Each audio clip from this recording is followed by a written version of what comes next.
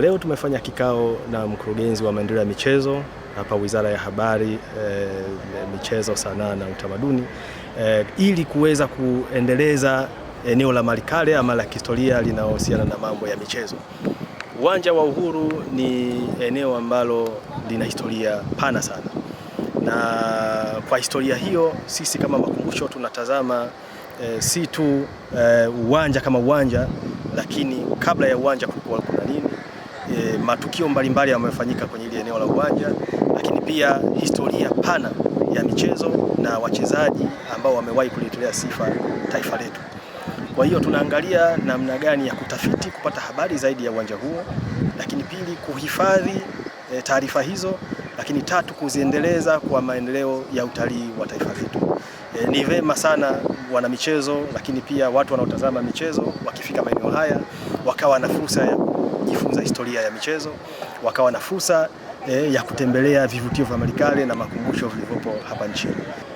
Tumekuwa na kikao, tumemaliza muda mfupi uliopita, baina ya wizara yetu hii ya Habari, Utamaduni, Sanaa na Michezo pamoja na wenzetu kutoka Makumbusho ya Taifa.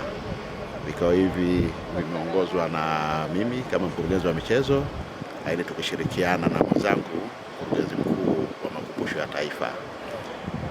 Tumeongea ajenda kubwa mbili. Moja, tumeongea jinsi ya kukasimishwa Malikale kwa upande wa uwanja wetu wa Uhuru, kwamba uwanja wa Uhuru una historia ndefu ambao watu wengi hawaifahamu.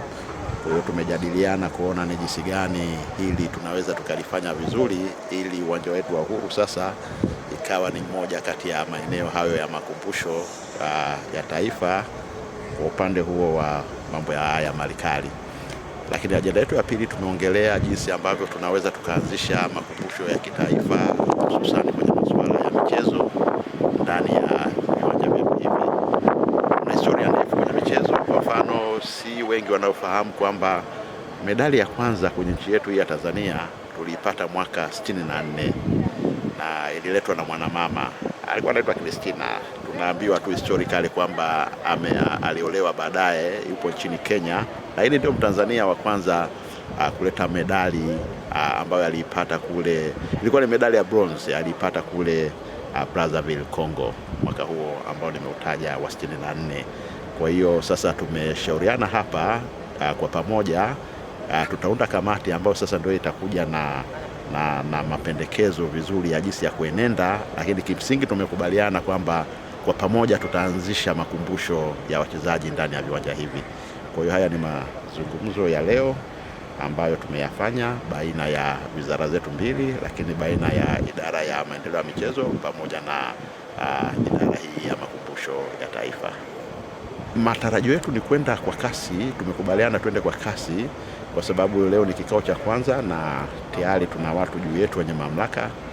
Hizi taarifa tutazipeleka juu na mapendekezo yetu, na kwa vile ni jambo zuri na jema na la kitaifa, hatuoni kwamba litakuwa na mkwamo.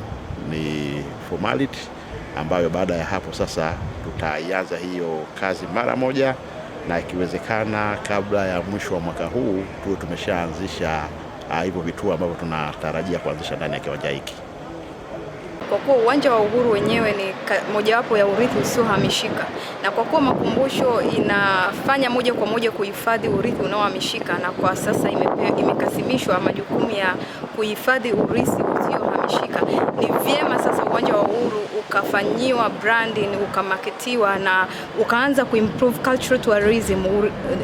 Tunasema ni kama utalii wa kiutamaduni katika jiji la Dar es Salaam na kwa maeneo ya Tanzania kwa ujumla. Kwa hiyo ninafikiri uwanja huu wa taifa utakapokuwa ukiwa chini ya makumbusho na makumbusho kiutumia uwanja wa taifa katika mambo ya utalii kutangaza, kuna namna mojawapo wageni wanaotembelea makumbusho watakuja katika uwanja wa taifa, kuna namna mojawapo ambayo jamii itaujua uwanja wa taifa, lakini zaidi ya yote ni kwamba vizazi vinavyokuja na vyenyewe vitatambua umuhimu na historia iliyoko katika uwanja huu, na hususan historia ya uhuru wa Tanzania na baba yetu wa taifa Mwalimu Julius Kambarage Nyerere.